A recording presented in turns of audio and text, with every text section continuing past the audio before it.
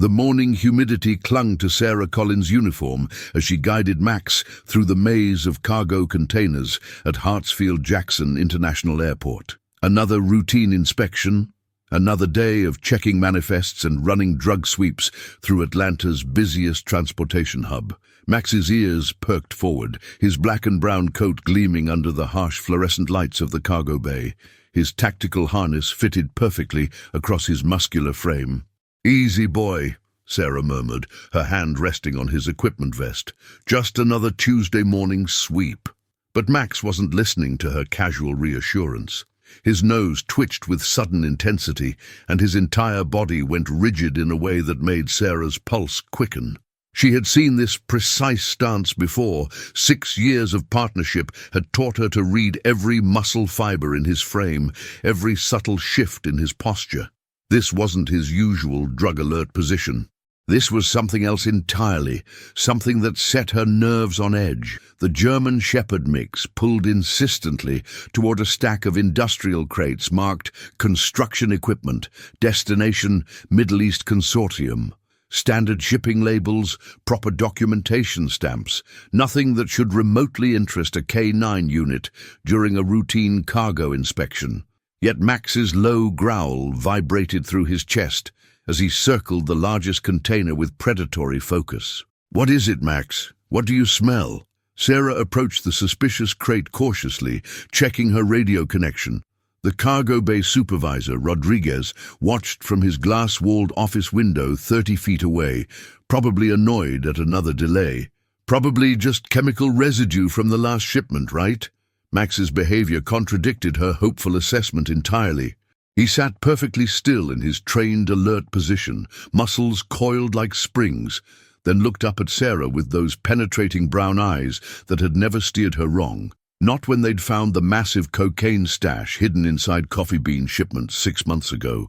Not when they'd detected the explosive materials in that terrorist cell bust 2 years back that had made headlines across Georgia. Sarah pulled out her standard inspection tools, running her experienced hands along the crate's metal edges and corner joints.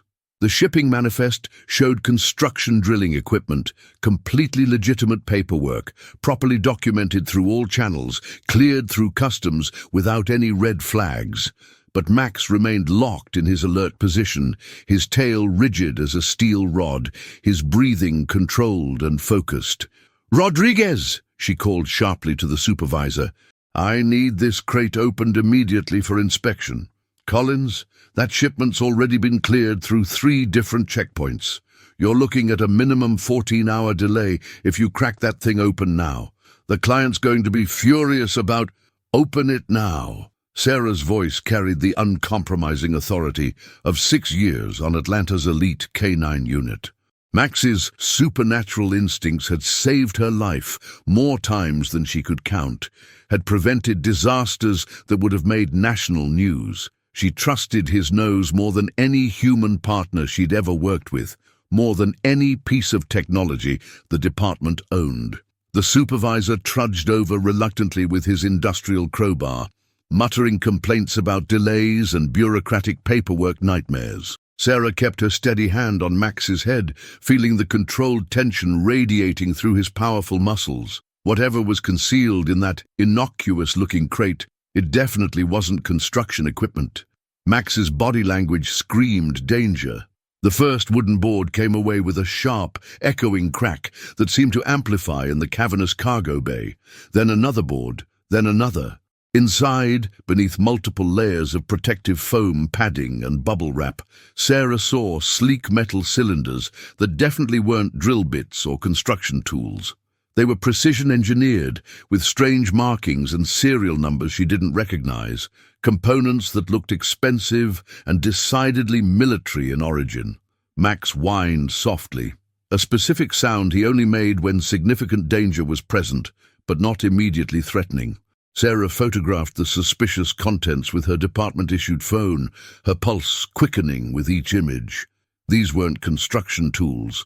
They looked military-grade, sophisticated beyond anything she'd seen, expensive enough to fund serious criminal operations.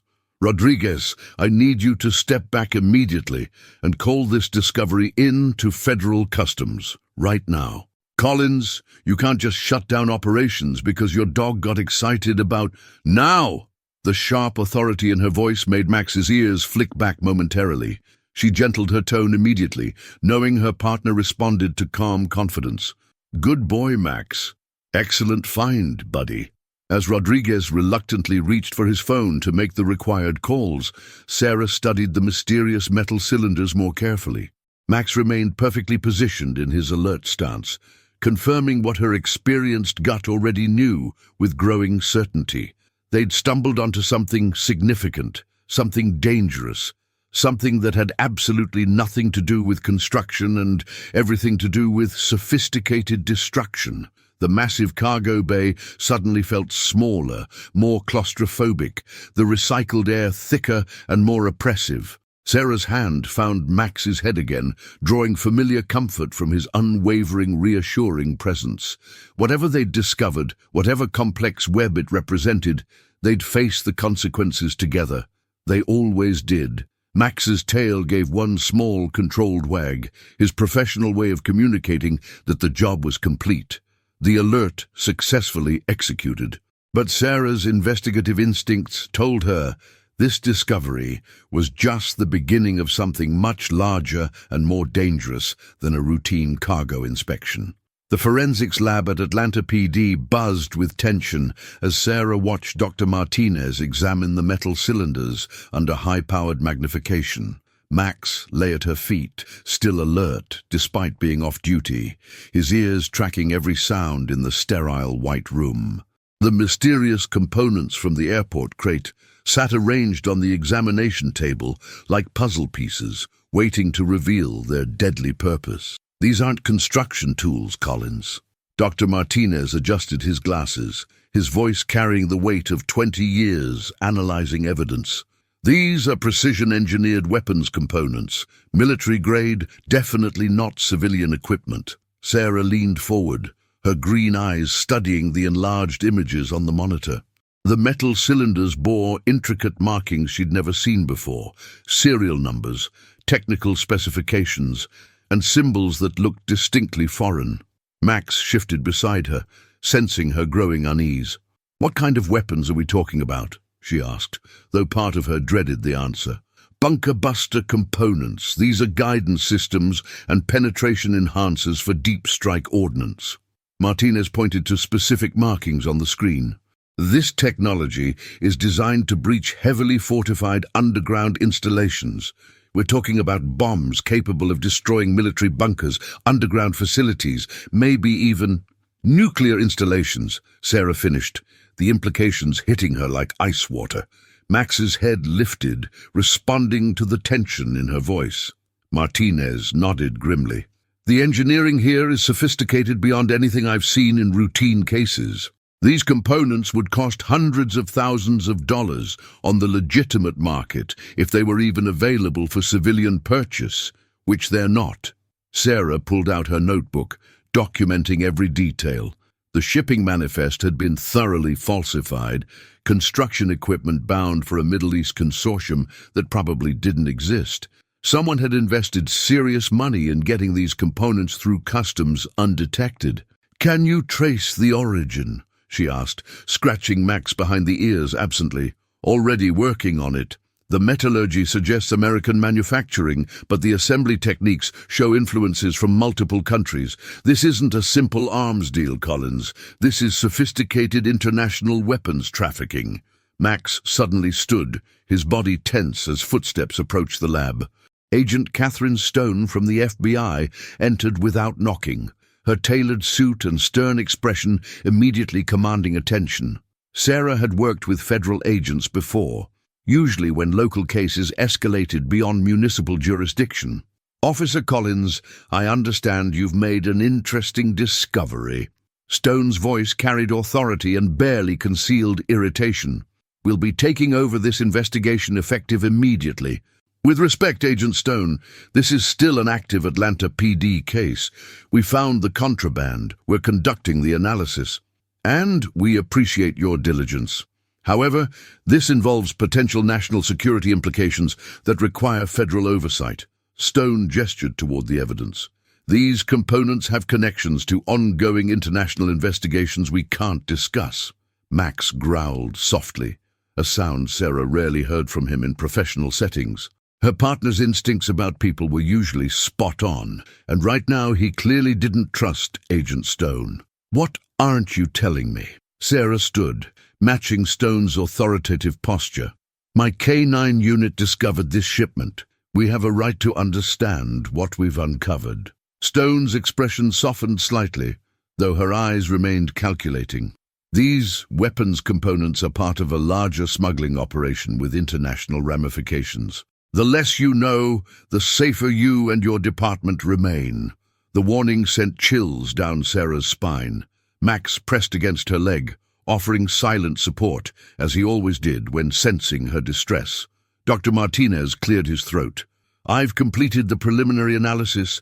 The shipping documentation is completely fabricated. The Middle East consortium listed as the recipient doesn't exist in any legitimate business registry.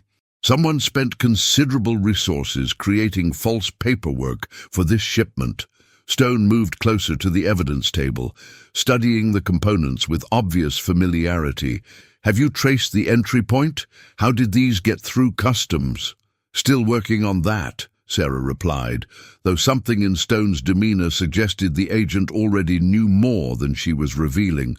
"We're checking all documentation, interviewing cargo handlers, reviewing security footage. I'll need copies of everything, all photographs, analysis reports, witness statements. This investigation is now classified under federal jurisdiction." Max's ears flattened against his head, another sign of his unease with the situation. Sarah trusted her partner's judgment about people implicitly. If Max sensed something wrong with Agent Stone, there probably was. "Of course," Sarah agreed, though every instinct told her to maintain her own copies of the evidence. "But I want to remain involved. Max found this shipment. We know the airport, the personnel, the procedures better than anyone." Stone considered for a moment. "Very well. But you report directly to me now. No independent investigation, no sharing information with local supervisors without my approval. Understood?" Sarah nodded, though she made no promises she wouldn't keep pursuing leads on her own. Max looked up at her with those intelligent brown eyes, and she could swear he understood the complexity of their situation. As Stone left with copies of the preliminary analysis, Sarah knelt beside Max, running her fingers through his thick coat. "What do you think, boy? Something doesn't feel right about this whole situation." Max's tail wagged once, his signal that he agreed completely. Whatever they'd discovered in that cargo container was bigger than routine weapon smuggling. And Agent Stone's sudden appearance suggested federal agencies had been watching these shipments long before Max's nose had detected them. The investigation was just beginning, but Sarah already sensed they were in deeper waters than a local Canine unit was equipped to handle. Sarah's fingers flew across her laptop keyboard as she sat in her patrol car outside Titan Defense Solutions, a nondescript office building in Atlanta's industrial district. Max occupied the passenger seat, his keen eyes watching the building's entrance while she dug deeper into the corporate connections behind the weapons components. Agent Stone had ordered her to wait for federal backup, but Sarah's investigative instincts wouldn't let her sit idle. "Titan Defense Solutions," she muttered, reading from the screen. "Government contracts worth $40 million in the last 2 years alone. Specializes in precision munitions and deep strike capabilities." Max's ears perked at the tension in her voice. The company's website looked legitimate, polished corporate photos, testimonials from satisfied clients, impressive technical specifications for their military products. But something felt manufactured about it all, too perfect for a weapons manufacturer operating in relative obscurity. The building itself contradicted the company's claimed success. Minimal security, outdated architecture, only 3 cars in the parking lot during business hours. For a multi-million-dollar defense contractor, Titan seemed remarkably understaffed. Sarah's phone buzzed with a text from Dr. Martinez. Serial numbers traced to Titan Defense. Company purchased components 6 months ago through DoD contract 47 Alpha Tango. Her pulse quickened. The Department of Defense connection elevated this from simple smuggling to potential treason. Max whined softly, sensing her growing agitation as she processed the implications. A black sedan pulled into the parking lot, and Agent Stone emerged with 2 other federal agents Sarah didn't recognize. Stone spotted the patrol car immediately and approached with obvious irritation. "I specifically instructed you to wait for backup before conducting surveillance," Stone said through the rolled-down window. "I'm conducting research, not surveillance," Sarah replied evenly.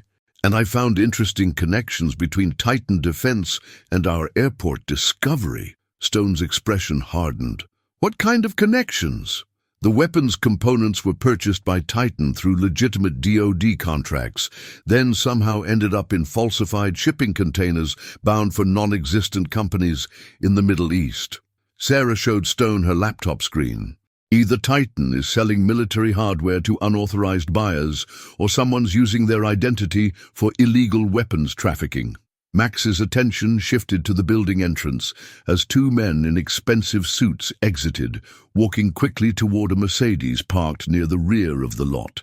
Sarah grabbed her camera, photographing the license plate and the individuals. "Interesting timing," she observed. "Building looks almost empty, but those 2 seem in a hurry to leave." Stone followed her gaze, then pulled out her phone to make a quick call.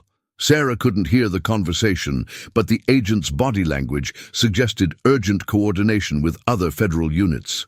"We're going in," Stone announced after ending her call. "You and Max stay with the vehicles. This is now an active federal operation." Sarah nodded compliance, though every fiber of her being wanted to follow Stone into that building. Max seemed to share her frustration, shifting restlessly in his seat as they watched the federal agents approach the entrance. Minutes passed in tense silence. Then Max's entire body went rigid, his nose working furiously as something caught his attention. Sarah followed his gaze to see smoke beginning to seep from the building's rear windows. "Damn!" she breathed, grabbing her radio. "Stone, we've got smoke from the building. Possible fire or destruction of evidence." Her radio crackled with Stone's tense voice. "Buildings empty, computers wiped, file cabinets cleared. Someone anticipated our visit." The smoke thickened, and Sarah made a command decision. "Max, let's go. Someone might still be inside." She released Max from the vehicle, and together they approached the building's rear entrance. Max's nose led them around the perimeter, his trained senses detecting traces the federal agents might miss. Near a loading dock, he stopped abruptly and sat in his alert position. Sarah examined the area carefully. Fresh tire tracks, oil stains, and scattered documents that had been hastily discarded. Max's nose had found something the cleanup crew had missed.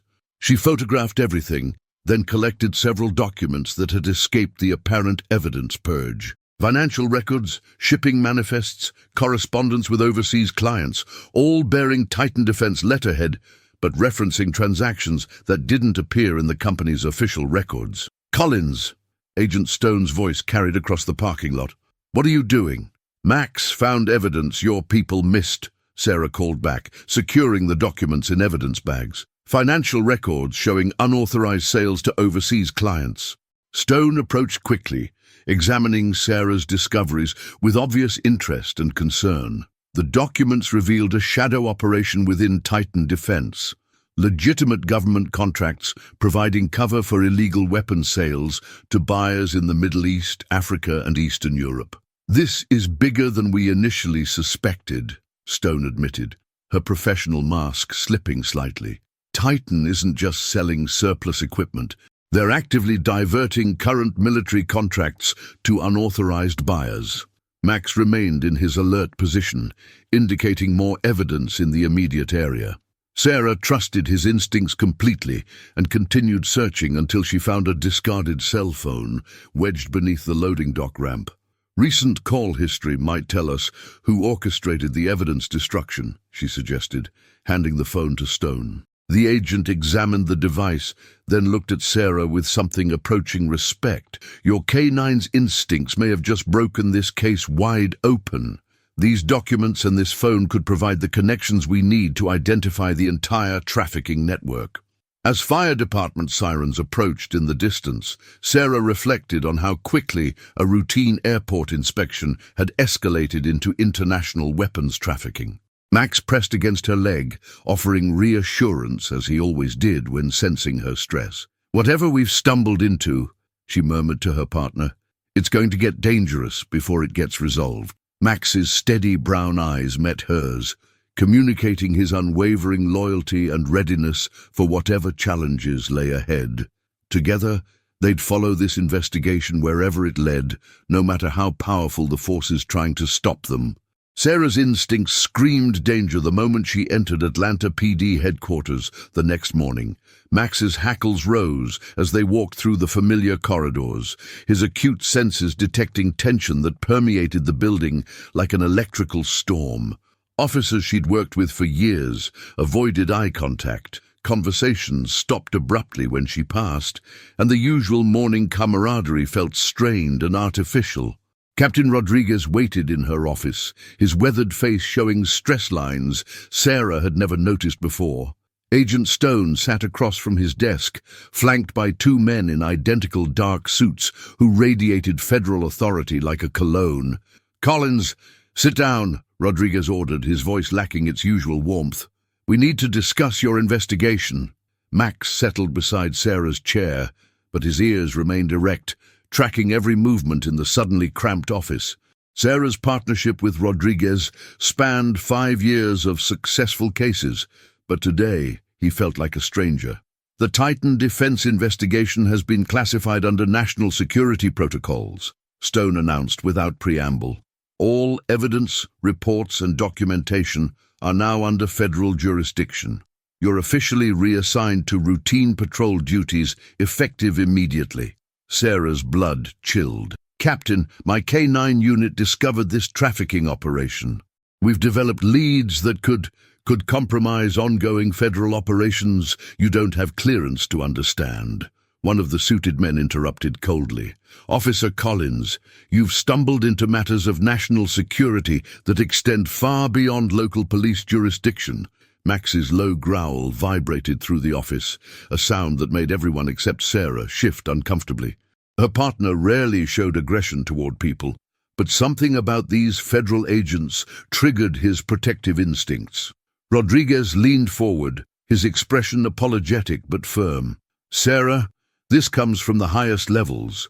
The case is out of our hands. Agent Stone's team will handle all further investigation." "Audrey, what about the evidence Max found at Titan Defense? The financial records, the cell phone data, the shipping manifests showing illegal arms sales?" Sarah's voice carried years of investigative experience and frustration.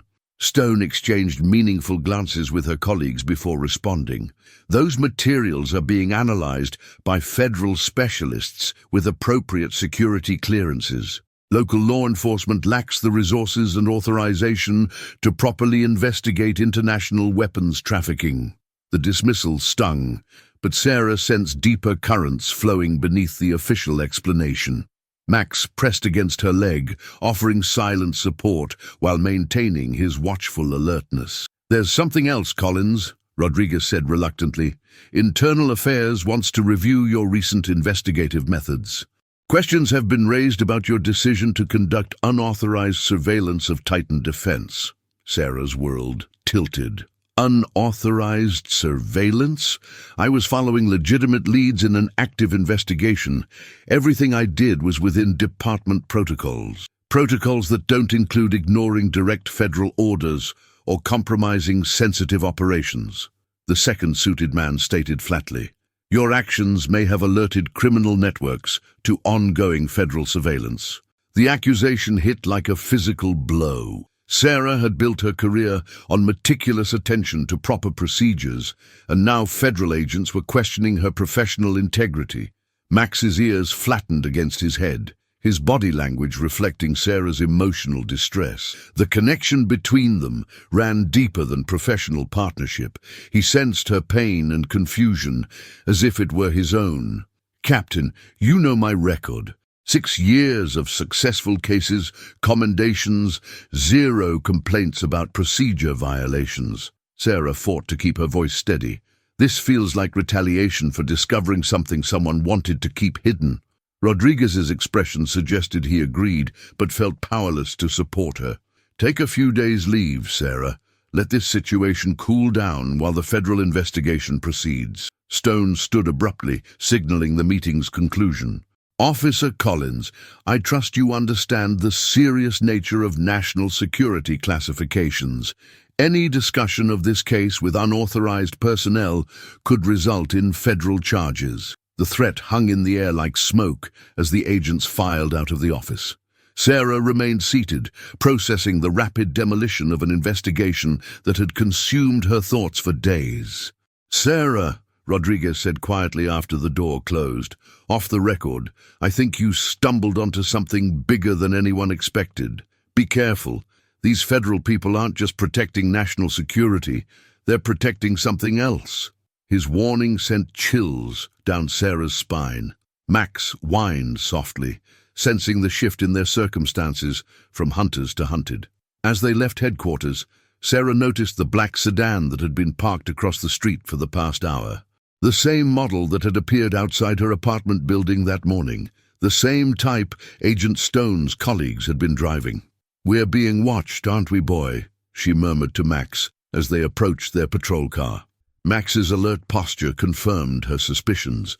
The federal agents weren't just taking over the investigation, they were monitoring her every movement, ensuring she couldn't continue pursuing leads independently. Sarah's phone buzzed with a text from an unknown number. "Stop digging or face consequences. This is your only warning." Her hands trembled slightly as she showed the message to Max, who sniffed the phone as if trying to identify the sender through digital traces. The routine weapons trafficking case had transformed into something far more dangerous and complex. Federal agents were suppressing evidence, threatening her career, and now delivering anonymous warnings. Whatever conspiracy they'd uncovered at that airport cargo bay was protected by forces powerful enough to mobilize multiple government agencies. Sarah scratched Max's ears, drawing strength from his unwavering loyalty. "Looks like we're on our own now, partner. But we're not backing down." Max's tail wagged once, his signal that he was ready for whatever challenges lay ahead, no matter how dangerous or powerful their opponents might be. Sarah sat on her apartment balcony, overlooking Atlanta's skyline. Max's warm body pressed against her legs as evening shadows lengthened across the city. Forced leave gave her time to think, but her thoughts kept circling back to how she and Max had become the partnership that federal agents now considered threatening enough to silence. 6 years ago, Sarah had been a promising patrol officer with ambitions beyond routine traffic stops and domestic disturbance calls. The Canine unit represented everything she wanted in police work: specialized training, complex investigations, and the chance to make a real difference in Atlanta's fight against serious crime. Max had been different from day one. While other dogs in the training program focused intensely on their handlers during exercises, Max seemed to evaluate situations independently, making decisions based on information only he could detect. His trainers called it exceptional intelligence, but Sarah recognized something deeper, an intuitive understanding of danger that transcended normal canine instincts. "Remember our first real case, boy?" she murmured, running her fingers through his thick coat. "That warehouse full of stolen electronics down in Mechanicsville?" Max's ears perked at her tone, though his eyes remained fixed on the street below, constantly vigilant even during quiet moments. The warehouse case had established their reputation within Atlanta PD. Sarah's supervisors expected a routine recovery operation, but Max's behavior suggested something far more complex. He'd refused to enter the building through the front entrance, instead circling to identify a rear exit that hadn't appeared on any building plans. Inside, they'd discovered not just stolen electronics, but a sophisticated money laundering operation connected to organized crime throughout the southeast. Max's instincts had led them to hidden compartments containing financial records that exposed corruption reaching into city government and judicial systems. "You saved my career that day," Sarah said softly, "and probably my life when those gunmen showed up." The memory still sent chills through her body. 3 armed men had entered the warehouse while she was photographing evidence, intending to eliminate witnesses to their operation. Max had detected their approach long before Sarah's human senses registered danger, positioning himself to protect her and alerting her to threats she couldn't see.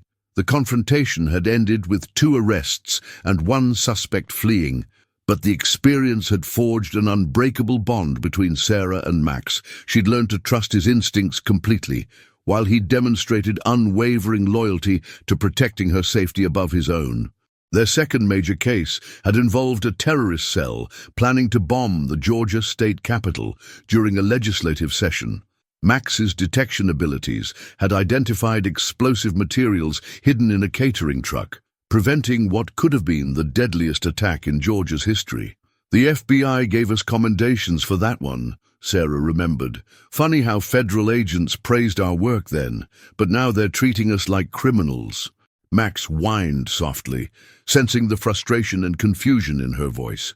His intelligence allowed him to understand emotional nuances that amazed veteran Canine trainers. He knew when she was angry, frightened, determined, or discouraged, and he adjusted his behavior accordingly. The apartment's phone rang, interrupting her reminiscences. Sarah checked the caller ID, Dr. Martinez from the forensics lab. "Collins, I probably shouldn't be calling you, but there's something about those weapons components you need to know," Martinez said quietly. "I ran additional tests after the federal agents confiscated our evidence." Sarah's pulse quickened. "What kind of tests?" "Isotopic analysis of the metal components. These weapons weren't just manufactured in America. They contain rare earth elements that can only be sourced from specific mining operations. The isotopic signatures match materials from facilities controlled by shell companies connected to CIA front operations." The implications hit her like ice water. "You're saying these weapons components came from CIA-controlled sources?" "I'm saying someone with access to classified materials and unlimited budgets is supplying sophisticated weapons to unauthorized buyers. This isn't just arms trafficking, Sarah. This is government-sanctioned weapons dealing gone rogue." Max's head lifted sharply, responding to the tension in Sarah's voice. His protective instincts activated automatically when he sensed threats to her safety. "Martinez, you could lose your job for telling me this. Why are you taking the risk?" "Because you and Max prevented a major terrorist attack 2 years ago, and now federal agents are trying to destroy your career for doing your job too well. Someone needs to know the truth about what you've uncovered." Sarah processed the information carefully. CIA involvement explained the rapid federal response, the classification of evidence, and the surveillance she'd been experiencing. They hadn't stumbled onto simple weapons trafficking. They discovered a clandestine operation involving the highest levels of government. "There's more," Martinez continued. "I traced the shipping route backwards through customs records. Those components didn't originate from Titan Defense. They came from a classified facility in Virginia, then were routed through Atlanta to create the appearance of legitimate commercial transport." Sarah's mind raced through the implications. Someone was using Atlanta's airport as a transit point for illegal weapons sales, counting on routine security procedures to provide cover for their operation. "Martinez, delete any records of these tests. If federal agents discover you've continued analyzing evidence they confiscated, you could face serious charges." "Already done. But Sarah, be careful. If these people are willing to destroy your career to protect their operation, they won't hesitate to escalate if you continue investigating." After ending the call, Sarah sat in silence as darkness settled over Atlanta. Max moved closer, offering wordless comfort as she processed the magnitude of what they'd discovered. Their investigation had evolved from routine cargo inspection to exposing government corruption at the highest levels.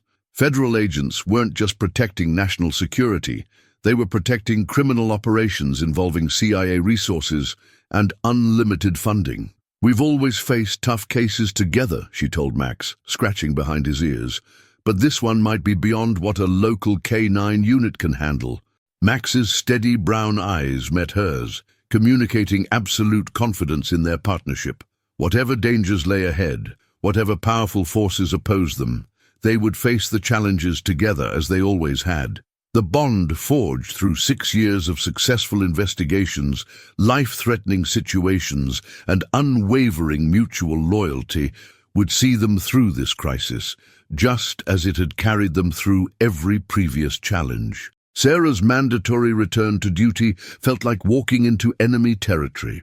The Atlanta PD headquarters buzzed with whispered conversations that stopped whenever she passed, and Max's usual warm reception from fellow officers had been replaced by nervous glances and forced smiles. Even the desk sergeant, who typically saved dog treats for Max, avoided eye contact as they signed in for their shift. Captain Rodriguez intercepted them before they reached the K9 unit offices, his expression grim and apologetic. "Collins, we need to talk. My office now."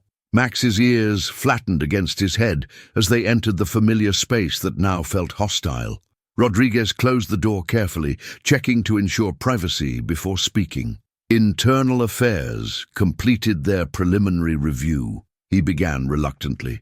"They're recommending disciplinary action for insubordination and compromising federal operations. Sarah, they want to transfer you out of the K9 unit."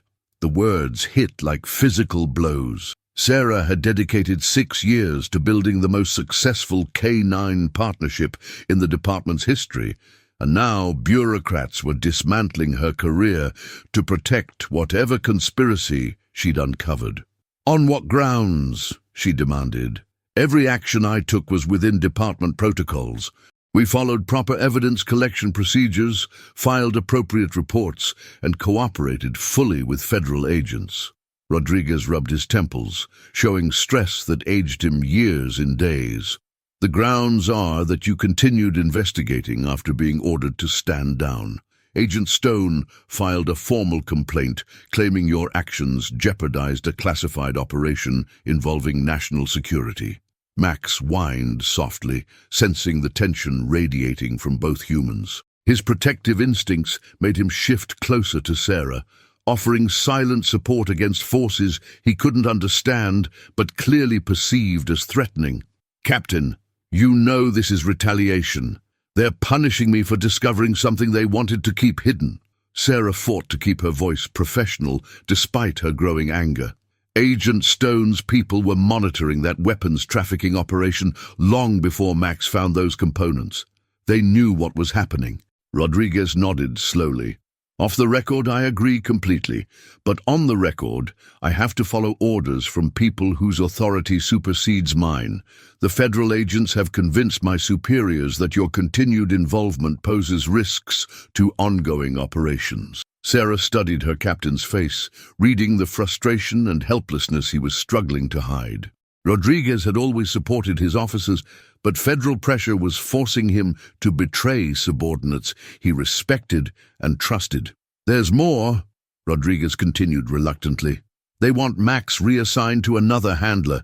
They're claiming that your judgment issues could affect his performance and safety." The suggestion sent rage coursing through Sarah's veins. Max was her partner, her friend, her family. The bond they'd forged through years of dangerous missions couldn't be severed by bureaucratic interference. "Over my dead body," she said quietly, but with steel in her voice that made Rodriguez wince. Max's ears perked at her tone, and he moved to position himself between Sarah and Rodriguez, responding to her protective instincts with his own. The intelligent dog understood that threats to their partnership were being discussed. "Sarah, I have to ask directly. Are you conducting any unauthorized investigation into the Titan defense matter? Because if you are, I need to know so I can protect you from federal charges." The question hung in the air like smoke. Sarah knew Rodriguez was trying to help, but she also suspected their conversation might be monitored by federal agents who seemed to have unlimited resources for surveillance.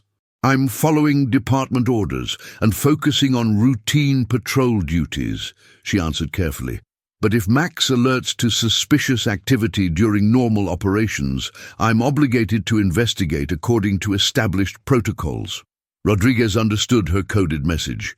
She wasn't actively pursuing the weapons trafficking case, but she wouldn't ignore evidence if circumstances brought it to her attention.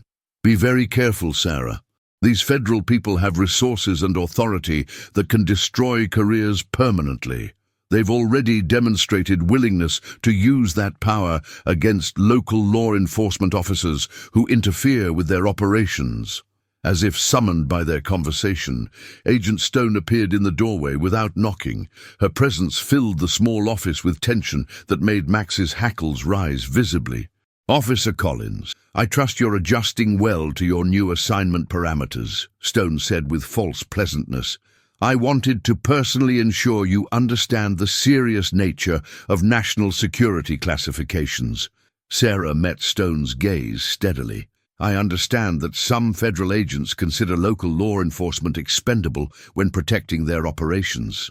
Stone's expression hardened. "I consider all law enforcement personnel valuable assets who should focus on cases within their jurisdiction and expertise.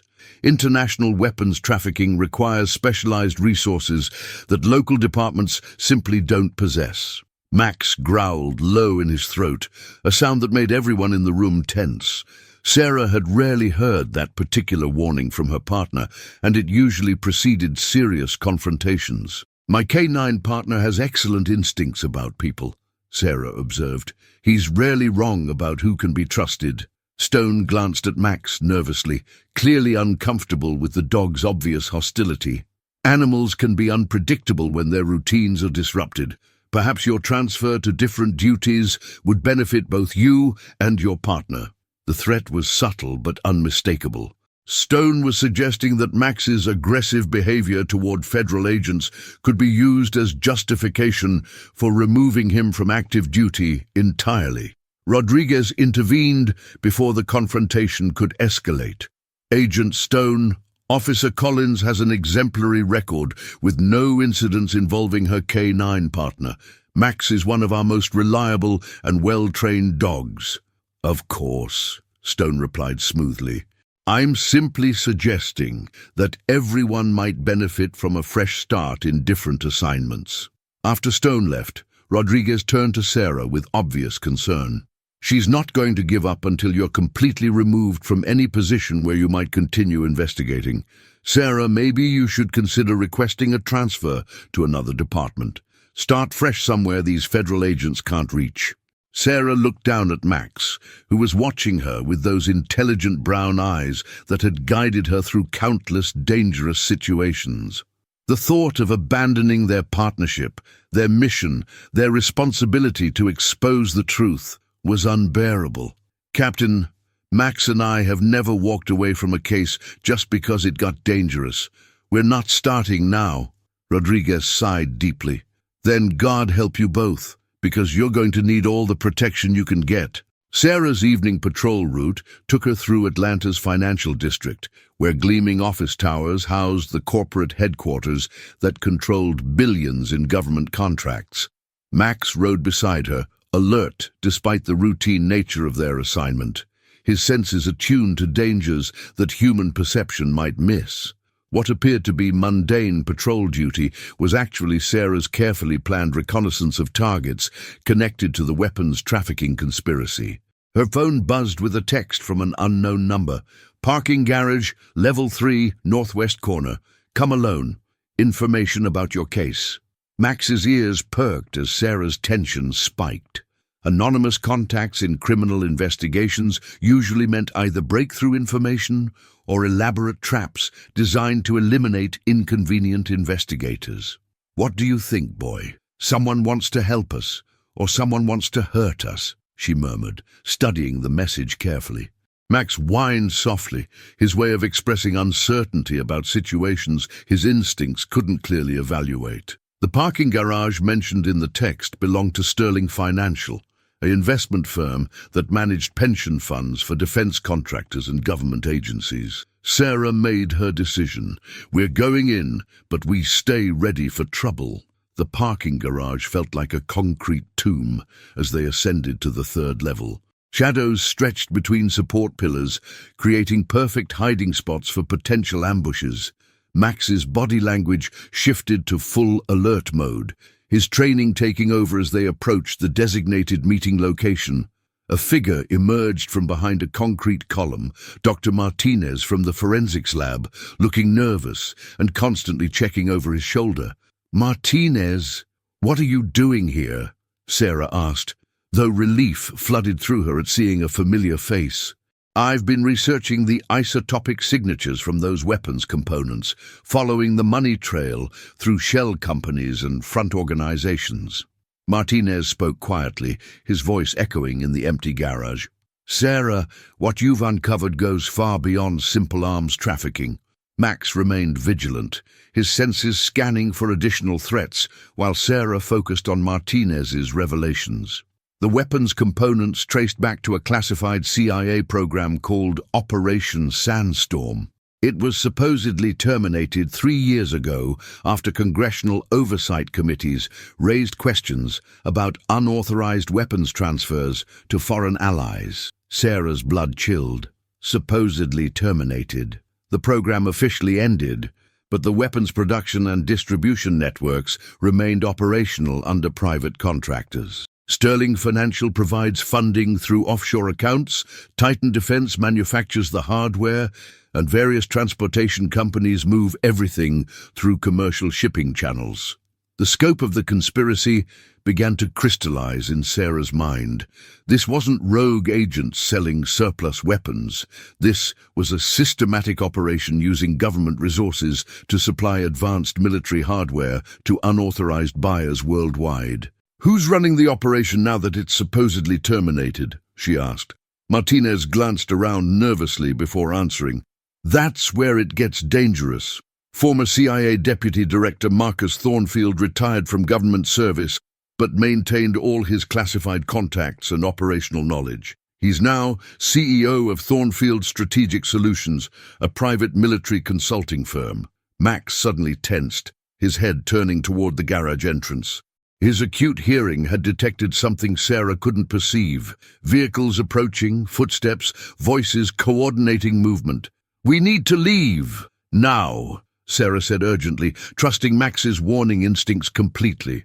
Martinez nodded, handing her a flash drive. Financial records, shipping manifests, communications between the conspirators. Everything I could compile without triggering federal monitoring systems. Car engines echoed through the garage as multiple vehicles entered simultaneously. Max's low growl confirmed Sarah's worst fears. They were being surrounded by hostile forces who had anticipated this meeting. "Martinez, is there another exit?" Sarah asked, drawing her service weapon while staying low behind parked cars. "Emergency stairs in the southeast corner, but they'll have that covered too if they're professionals." Max's exceptional training took over as he positioned himself to protect Sarah while maintaining visual contact with multiple threat vectors. His body language communicated readiness for explosive action if the situation deteriorated further. Sarah's radio crackled with urgent transmissions. "All units be advised. Federal agents conducting classified operation in Financial District. Local units maintain distance and do not interfere." The announcement confirmed her suspicions. Agent Stone's people had tracked her movements and were orchestrating a coordinated response to prevent further information gathering. "Martinez, who else knows about your research?" Sarah whispered as footsteps approached their location. "Nobody. I worked alone, used personal resources, kept everything off official systems." His voice carried the weight of someone who understood the life-threatening implications of his actions. Max's ears swiveled toward a new sound. helicopter rotors approaching the building. The federal response was escalating beyond simple surveillance to active interdiction of their investigation. Sarah made a tactical decision. "We're going to create a distraction and split up. You take the stairs, I'll draw their attention toward the vehicle ramps. Max and I have experience evading hostile surveillance. Sarah, if they catch you with that evidence, they'll fabricate charges serious enough to destroy your life permanently." She understood the risks, but couldn't abandon the investigation when they were finally uncovering the truth about Operation Sandstorm and Marcus Thornfield's current activities. "Martinez, if something happens to me, make sure this information reaches people who can act on it. Congressional oversight committees, inspector generals, journalists with security clearances." Max pressed against her leg, offering reassurance and communicating his readiness to face whatever dangers lay ahead.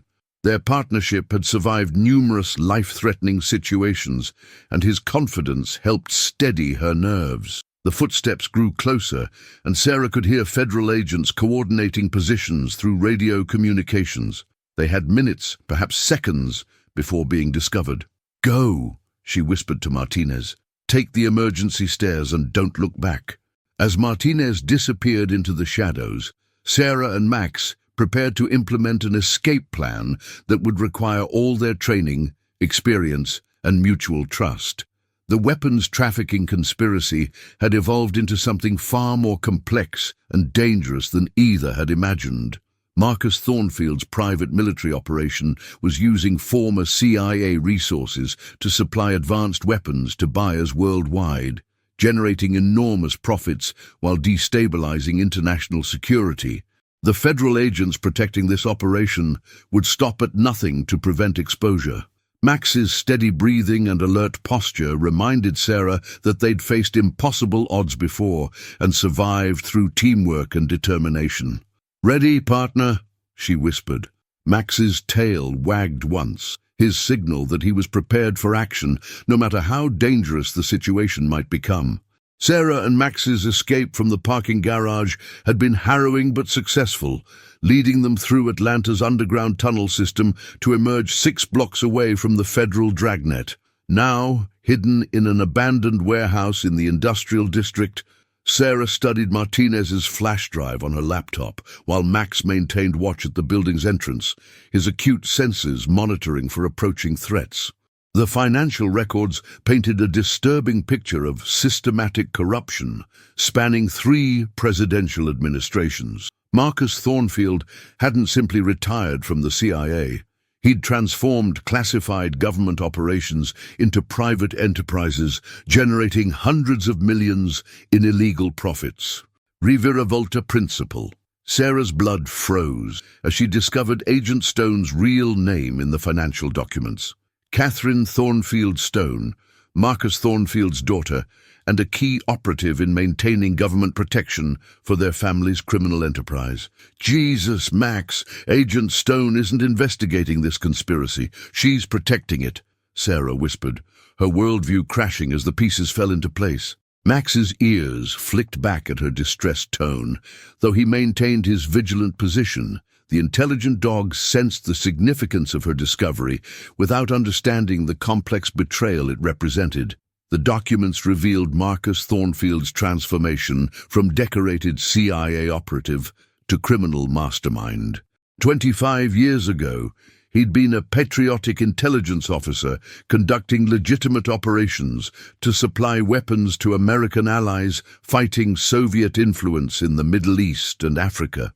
But the end of the Cold War had eliminated official justification for these programs while leaving established networks of contacts, suppliers, and transportation routes intact. Rather than dismantling the operation, Thornfield had privatized it. He'd recruited key personnel from terminated CIA programs, established shell companies to provide legal cover, and transformed government resources into private profit centers. Operation Sandstorm had been his masterpiece, an officially sanctioned program that provided perfect cover for massive, unauthorized weapons sales. Catherine Stone's role had been crucial to the operation's success. As an FBI agent with impeccable credentials and security clearances, She could monitor federal investigations, misdirect law enforcement resources, and eliminate threats to the family business through official channels. Sarah's laptop chimed with an encrypted message from an unknown sender. Officer Collins, you've discovered dangerous truths about people with unlimited resources and no moral constraints. Meet at coordinates 33.7490 84. 3880. If you want to survive long enough to expose them, come alone with your Canine partner. The coordinates led to Piedmont Park, a public location that offered both visibility and multiple escape routes. Max whined softly as Sarah debated whether to trust another anonymous contact so soon after their narrow escape from federal agents. Someone else knows about Thornfield's operation, she mused. Maybe someone who can help us, or maybe another trap. Max's body language suggested uncertainty, his training unable to evaluate threats he couldn't directly perceive. Sarah made her decision based on 6 years of trusting her partner's instincts and her own investigative experience.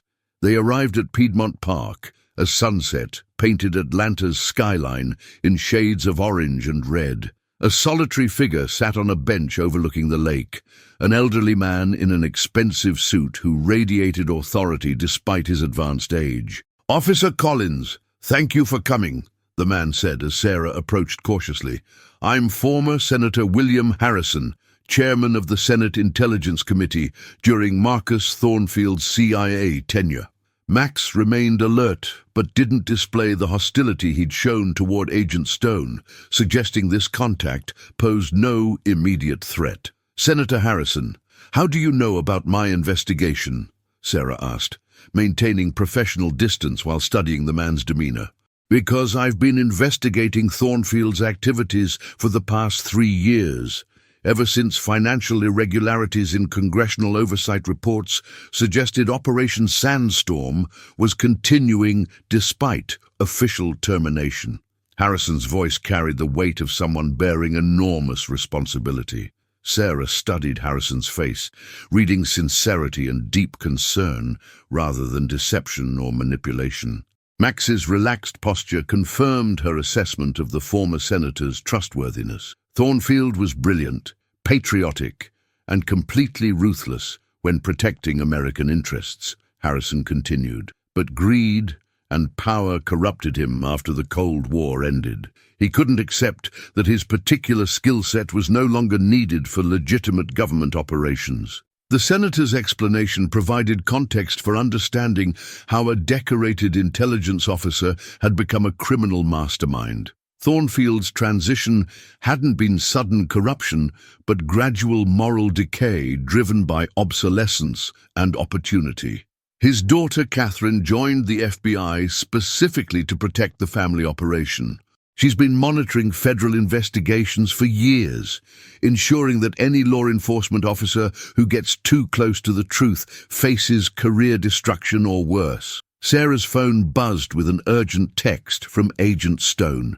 "Collins, you're making a serious mistake. Surrender yourself immediately, and we can discuss reducing charges.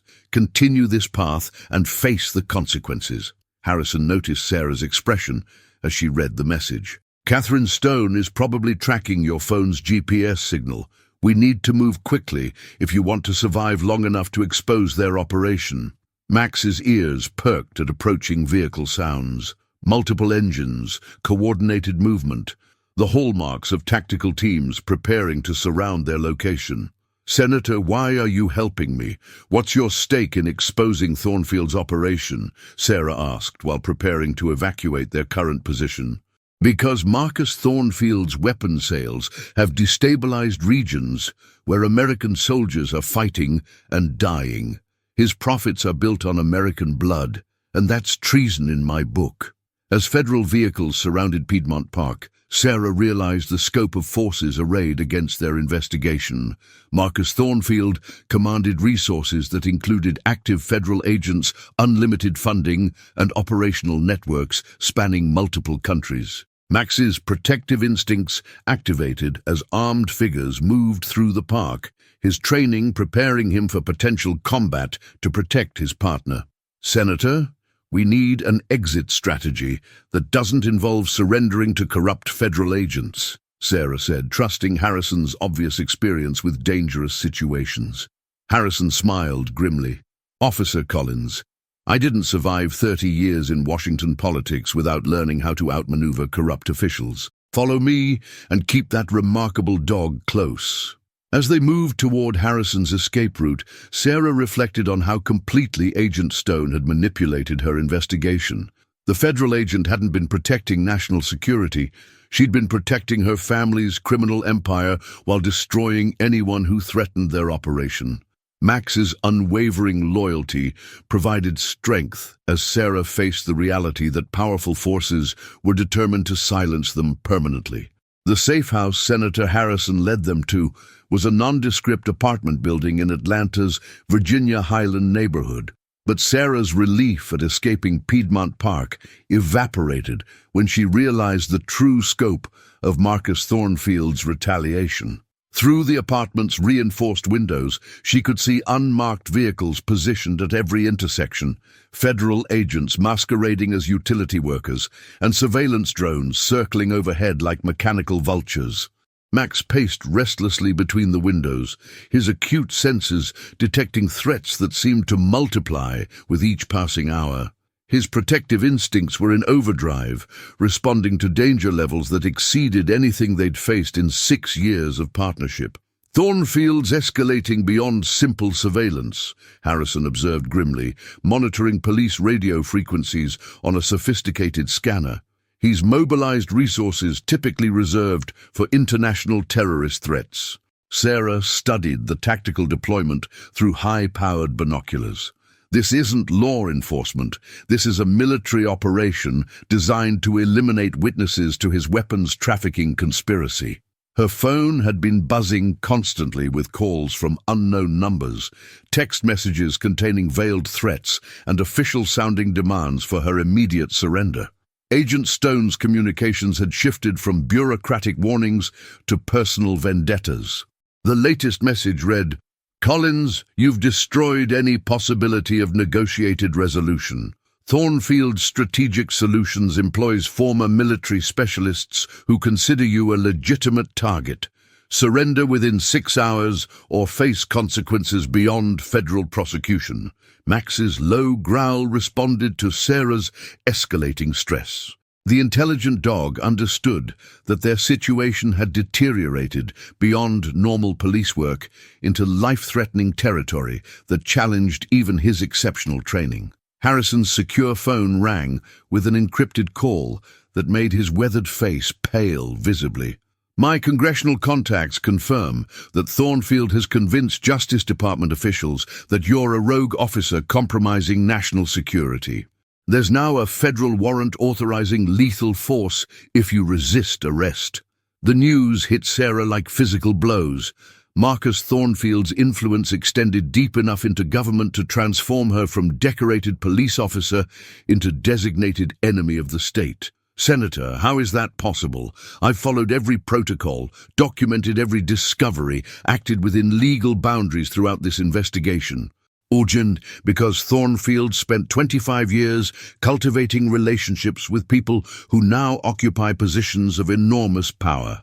Former CIA colleagues sitting in cabinet positions, federal judges who owe their appointments to his political influence, congressional leaders who received substantial campaign contributions from his shell companies." Max suddenly froze, his entire body rigid with alert tension. His exceptional hearing had detected something approaching that human senses couldn't perceive. Helicopter rotors, tactical radio chatter, coordinated movement suggesting imminent assault. "They've found us," Sarah said, trusting Max's warning completely. "How long before they breach this building?" Harrison moved to a hidden weapons cache, revealing military-grade equipment that suggested his retirement from politics hadn't eliminated his access to classified resources. Marcus Thornfield made a crucial mistake by escalating to lethal force. "Now I can respond with methods that don't require congressional oversight." Sarah checked her service weapon, knowing it would be inadequate against the tactical teams surrounding their position.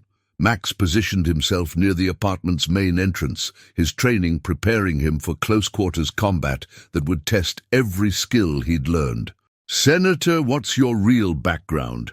You're not just a retired politician who happened to investigate weapons trafficking." Harrison's smile carried decades of dangerous secrets. "Officer Collins, some senators serve on intelligence committees because of their political connections. Others serve because they have operational experience that qualifies them to oversee activities most civilians can't comprehend." Oti.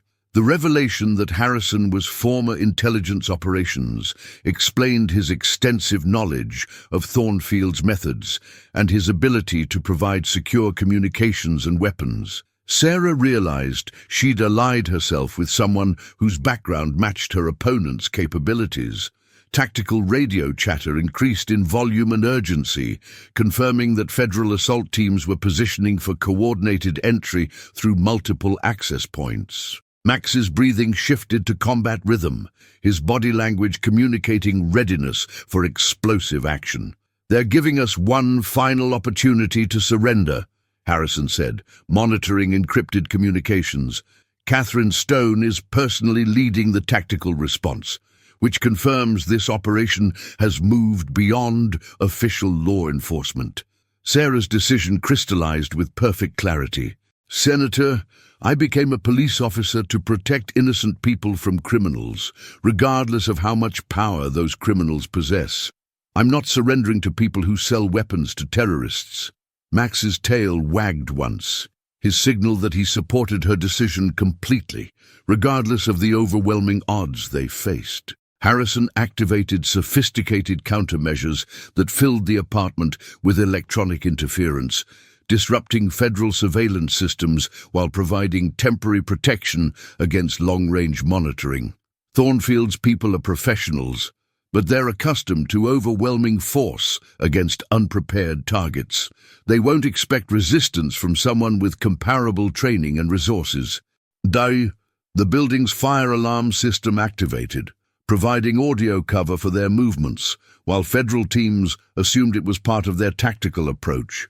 Max's ears tracked multiple threats simultaneously, his exceptional senses creating a three-dimensional map of approaching dangers. "We need an exit strategy that gets us close enough to Thornfield's operation to gather evidence that exposes the conspiracy," Sarah said, her investigative instincts focusing on mission completion rather than personal survival. "Agent Stone's tactical response reveals the location of Thornfield's command center," Harrison replied, studying real-time intelligence feeds. "They're coordinating from Thornfield's Strategic Solutions headquarters, which contains evidence that could destroy their entire operation." Max whined softly, sensing the shift from defensive positioning to offensive planning. His training prepared him for both scenarios, but his protective instincts preferred keeping Sarah away from additional dangers. As federal assault teams prepared to breach their sanctuary, Sarah reflected on the moral complexity of their situation. She'd dedicated her career to upholding law and justice, but now found herself opposing federal agents to expose corruption at the highest levels of government. "Max, whatever happens in the next few hours, I want you to know that partnering with you has been the greatest honor of my career," she whispered, running her fingers through his thick coat.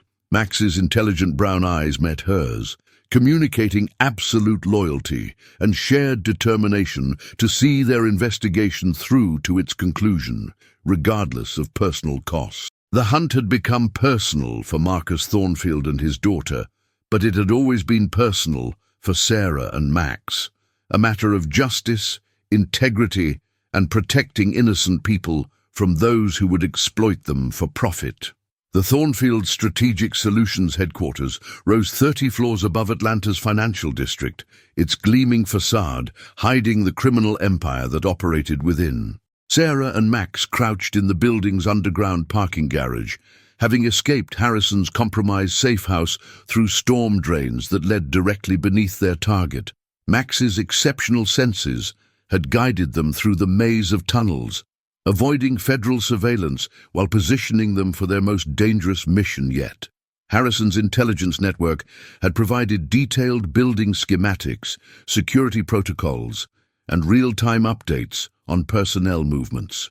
Tonight's operation would either expose Marcus Thornfield's weapons trafficking conspiracy or result in their deaths at the hands of corrupt federal agents protecting a criminal enterprise. "The evidence we need is on the 28th floor," Sarah whispered, studying the building plans on Harrison's encrypted tablet. "Financial records, communications with international buyers, documentation of weapons transfers that violate every arms control treaty." Max's body language indicated extreme alertness without panic, his training allowing him to function effectively in high-stress situations that would overwhelm less experienced dogs. His acute hearing tracked security guards, elevator movements, and ventilation systems that might provide access routes. Sarah's radio crackled with Harrison's voice from his mobile command center. Federal surveillance has shifted to perimeter positions. Stone's tactical teams are maintaining containment rather than actively searching, suggesting they believe you're still trapped in the safe house area. The misdirection provided a narrow window of opportunity, but Sarah knew their advantage would disappear once Thornfield's people realized their actual location. Max's instincts would be crucial for detecting threats that electronic surveillance might miss. "Security shift change occurs in 18 minutes, Harrison continued. "Night guards have reduced numbers but enhanced electronic monitoring.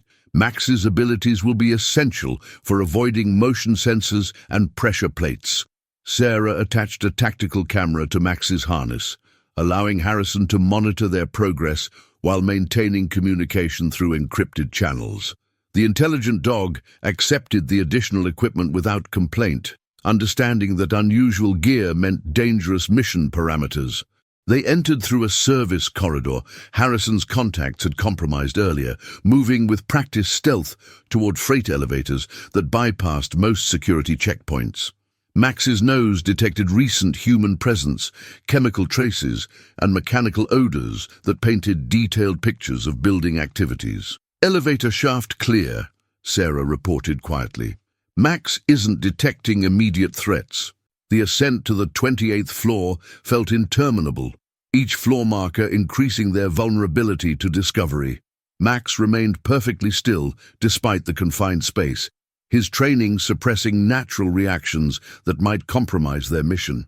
The executive level housed Marcus Thornfield's personal offices, conference rooms where international arms deals were negotiated, and secure communications centers that coordinated weapons shipments worldwide.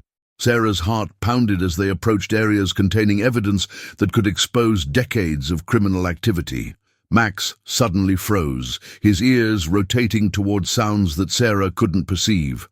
His alert posture indicated human presence nearby, guards, executives working late, or federal agents who had anticipated their infiltration. Sarah pressed against the corridor wall, weapon drawn, while Max positioned himself to detect approaching threats from multiple directions. His exceptional senses created an early warning system that had saved their lives countless times during dangerous operations. Footsteps approached slowly, cautiously, suggesting someone was conducting security sweeps rather than normal patrol rounds.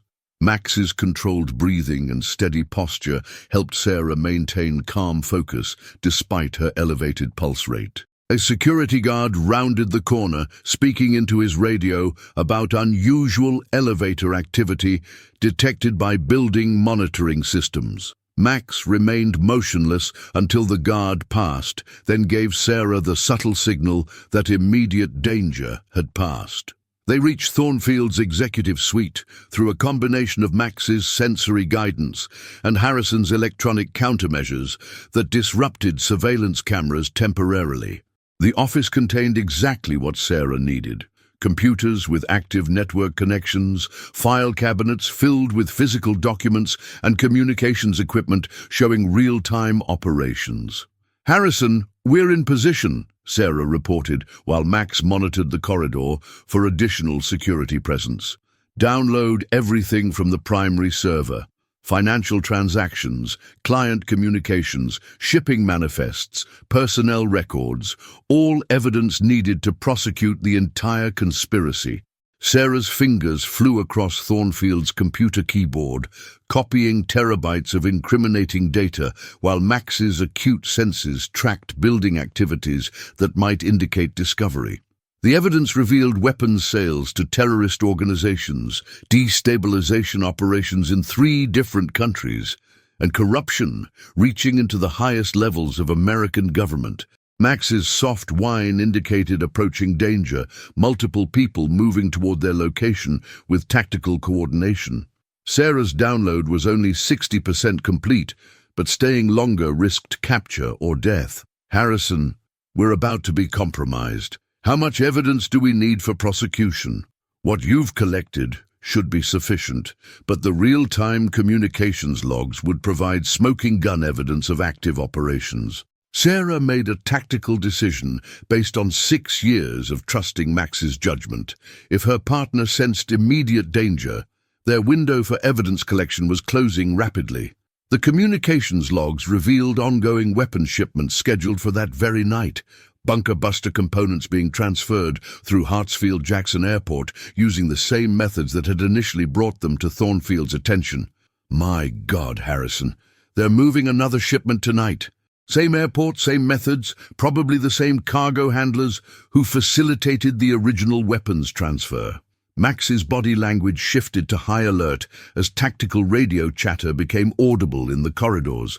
Federal agents had discovered their presence and were coordinating response teams throughout the building. Sarah, evacuate immediately. The evidence you've gathered is sufficient to expose Thornfield's operation, but only if you survive to present it.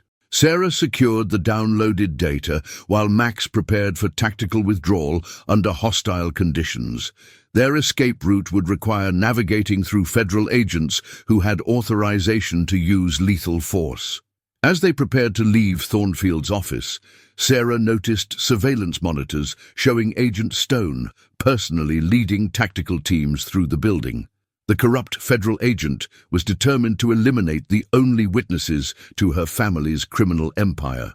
Max, ready for the most dangerous part of our partnership? Sarah asked, checking her weapon and communications equipment. Max's tail wagged once, his signal that he was prepared for whatever challenges lay ahead, including combat against overwhelming odds to protect his partner and complete their mission. The evidence they'd gathered would expose decades of weapons trafficking, but first they had to survive long enough to deliver it to people with authority to prosecute Marcus Thornfield and his corrupt federal accomplices. The Hartsfield-Jackson Airport cargo terminal buzzed with midnight activity as Sarah and Max positioned themselves to intercept Marcus Thornfield's final weapons shipment. Their harrowing escape from the Thornfield Strategic Solutions building had cost them precious time, but Harrison's intelligence network confirmed the arms transfer was proceeding on schedule despite federal surveillance complications. Max's exceptional senses tracked multiple threats simultaneously: corrupt federal agents maintaining perimeter security, armed mercenaries supervising cargo operations, and Thornfield's personal security team coordinating the criminal enterprise's most sensitive activities. His alert posture communicated extreme danger levels that exceeded anything they'd previously encountered. "There," Sarah whispered, studying the cargo bay through high-powered binoculars. "Same setup as our original discovery, but with 10 times the security presence." Marcus Thornfield himself stood near the largest shipping container, a distinguished man in his 60s whose authoritative bearing commanded respect from criminal associates and government officials. Alike, Agent Catherine Stone flanked him, her federal credentials providing legitimate cover for illegal weapons trafficking operations. Harrison's voice crackled through Sarah's encrypted radio. "Congressional allies have federal prosecutors standing by, but they need real-time evidence of active weapons transfers to justify immediate arrests. This is our only opportunity to catch Thornfield in the act." Sarah understood the stakes completely. Without irrefutable evidence of ongoing criminal activity, Thornfield's political connections would enable him to escape prosecution while destroying everyone who threatened his operation. Max's body language indicated approaching danger from multiple vectors. His training prepared him for combat scenarios, but the tactical situation they faced required precision timing and exceptional courage under fire. "Harrison, we're going in. If something happens to us, make sure the evidence we collected reaches people who can act on it." "Understood, Sarah. Good luck, and remember that you're fighting for every soldier who died because of Thornfield's weapons sales to terrorists." Sarah and Max moved through shadows between cargo containers, using stealth techniques learned through years of dangerous operations. Max's acute senses guided them past security checkpoints while avoiding detection by electronic surveillance systems. The weapons being loaded were identical to those from their original discovery, sophisticated bunker-buster components designed to breach heavily fortified installations, but the shipping manifests identified destinations in 3 different countries where American military personnel were currently deployed. "Jesus," Sarah breathed, realizing the full scope of Thornfield's treachery. "He's selling weapons that will be used against American soldiers." Max's low growl responded to her emotional distress, his protective instincts activating as danger levels escalated beyond normal parameters. The intelligent dog understood that their mission had evolved beyond law enforcement into matters of national survival. Agent Stone's voice carried across the cargo bay as she coordinated final security checks. "Loading completes in 20 minutes. Federal surveillance has been redirected away from this sector, but local law enforcement remains a potential threat." Sarah photographed the weapons transfer using equipment Harrison had provided, documenting evidence that would expose decades of criminal activity. But movement in her peripheral vision indicated their position had been compromised. "Collins!" Marcus Thornfield's authoritative voice echoed through the cargo bay. "I know you're here. Your amateur surveillance techniques wouldn't fool anyone with real intelligence training." Sarah's heart pounded as armed figures emerged from concealment positions, surrounding their location with tactical precision that demonstrated professional military experience. Max positioned himself protectively, his training preparing him for combat against overwhelming odds. "Come out now, and we can discuss terms that allow you to survive this situation," Thornfield continued. "Continue hiding, and my associates will demonstrate why former Special Operations personnel command premium salaries." Sarah made a decision based on 6 years of trusting Max's judgment and her own commitment to justice. They would not surrender to criminals, regardless of their government connections or military resources. "Max, we're going to finish this the way we've always handled dangerous situations. Together." Max's tail wagged once, communicating absolute confidence in their partnership despite the tactical disadvantages they faced. Sarah emerged from cover with her weapon drawn, Max at her side in full alert position. "Marcus Thornfield, you're under arrest for weapons trafficking, conspiracy and treason against the United States." Thornfield's laugh carried genuine amusement. "Officer Collins, you're attempting to arrest someone whose government connections extend to cabinet-level positions. Agent Stone, please explain jurisdictional realities to this naive local police officer." Catherine Stone approached with her federal credentials displayed prominently. "Collins, you're interfering with classified operations involving national security. Surrender your weapon and submit to federal custody immediately." Max's protective instincts activated as Stone moved closer, his exceptional training recognizing hostile intent despite official authority. The intelligent dog's loyalty belonged to Sarah, not to corrupt federal agents protecting criminal enterprises. "Agent Stone, your family's weapons sales have killed American soldiers and funded terrorist operations worldwide. That's treason, not national security." Stone's professional mask slipped, revealing the ruthless determination that enabled her to protect criminal operations while maintaining federal law enforcement credentials. "You have no idea what forces you're opposing, Collins." My father's operations serve strategic interests that transcend legal technicalities. The confrontation escalated as armed mercenaries positioned themselves for coordinated action. Sarah understood that surrender meant death, while resistance offered only minimal survival chances against professional military operatives.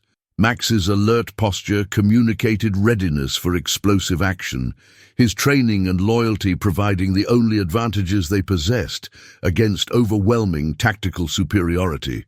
Harrison's voice crackled through Sarah's radio. "Federal prosecutors are moving. Maintain your position for 30 more seconds." 30 seconds felt like eternity when facing armed mercenaries with authorization to eliminate witnesses. But Sarah's commitment to justice and Max's unwavering loyalty provided strength for facing impossible odds. Marcus Thornfield raised his hand, signaling his associates to prepare for final action.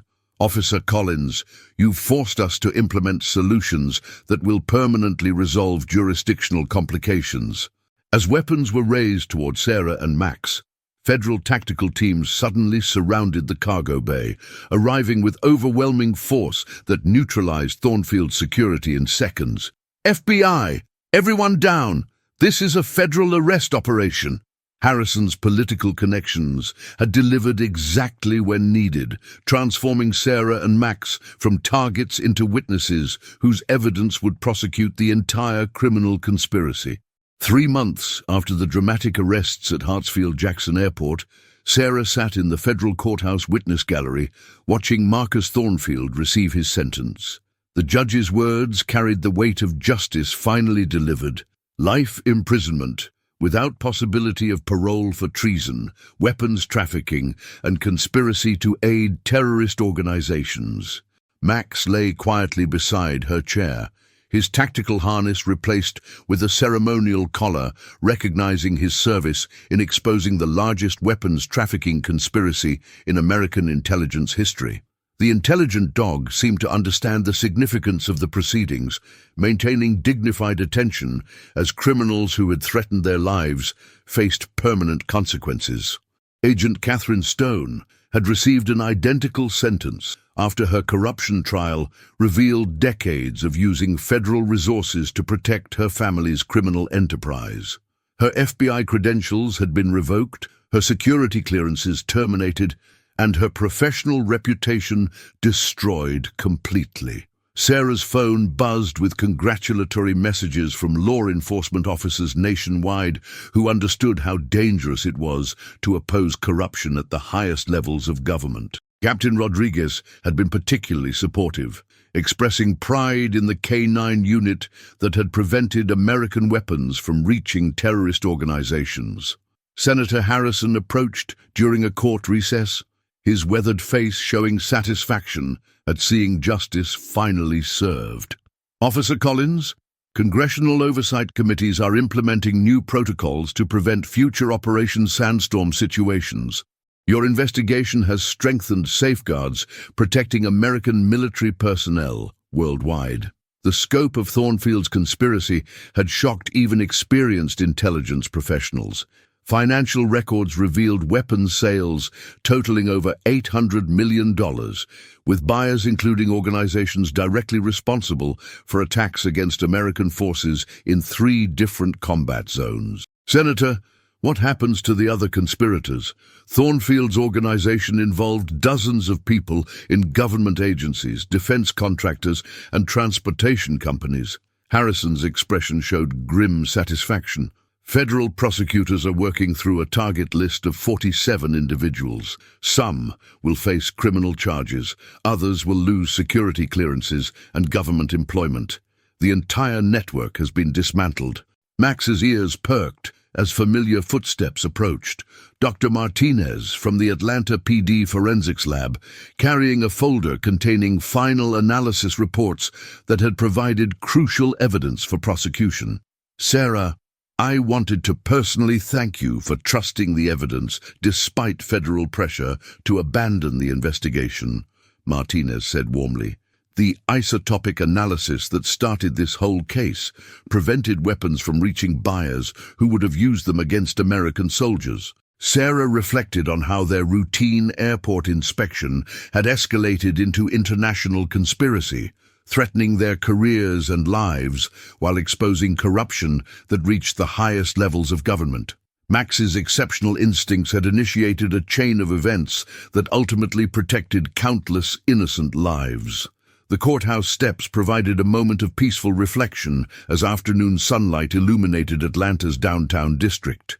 Sarah and Max had returned to normal patrol duties, but their investigation had earned recognition that elevated their status within law enforcement communities nationwide. Captain Rodriguez joined them outside the courthouse, his expression showing pride and relief that his officers had survived their confrontation with powerful criminal forces. Sarah, Internal Affairs completed their review. All disciplinary recommendations have been withdrawn, and your actions have been officially commended for exceptional service. The vindication felt satisfying after months of uncertainty about her career future. Federal agents who had threatened her with prosecution were now facing their own criminal charges, while Sarah and Max were receiving commendations for integrity under extreme pressure. "Captain, what's our next assignment?" After exposing international weapons trafficking, routine patrol duties might feel anticlimactic. Rodriguez smiled. "Actually, Homeland Security has requested your Canine unit for a specialized task force investigating domestic terrorism threats. Apparently, your reputation for uncovering conspiracies has reached federal agencies that aren't corrupt." Max's tail wagged enthusiastically, communicating his readiness for new challenges that would utilize his exceptional abilities in service of justice and public safety. As they walked toward their patrol car, Sarah noticed how citizens recognized them from news coverage of the Thornfield case. Children pointed excitedly at Max, understanding that the police dog was a hero who had protected their community from dangerous criminals. "You know what the best part of this whole experience was?" Sarah asked, scratching Max behind his ears. "Learning that we could trust each other completely, even when everyone else seemed to be working against us." Max's intelligent brown eyes met hers, communicating the deep bond that had sustained them through their most dangerous investigation. Their partnership had been tested by federal agents, armed mercenaries, and corrupt officials, but it had emerged stronger than ever. Sarah's phone chimed with a message from Senator Harrison. "Congressional Medal of Honor ceremony scheduled for next month. Your service to national security deserves formal recognition at the highest levels." The recognition was gratifying, but Sarah understood that their real reward was the knowledge that American soldiers would remain safer because Thornfield's weapons sales had been permanently terminated. Atlanta's skyline stretched before them as they returned to patrol duties, the familiar cityscape representing millions of citizens protected by law enforcement officers willing to confront corruption regardless of personal risk. Max pressed against Sarah's leg as they reached their patrol car, offering the quiet companionship that had sustained her through 6 years of challenging cases. Their investigation of Thornfield's conspiracy had tested every skill they possessed, but it had also proven that integrity and determination could overcome even the most powerful criminal enterprises. "Ready for whatever comes next, partner?" Sarah asked, opening the patrol car door. Max's enthusiastic bark communicated absolute confidence in their ability to handle future challenges together. Whatever crimes threatened their community, whatever conspiracies endangered innocent people, they would face them with the same courage and loyalty that had exposed Marcus Thornfield's treacherous weapons trafficking operation. Justice had been served, but their mission to protect and serve would continue for as long as they remained partners in the pursuit of truth and safety for all. The bond between Sarah Collins and Max would endure through whatever dangers lay ahead, stronger than ever after surviving their greatest test.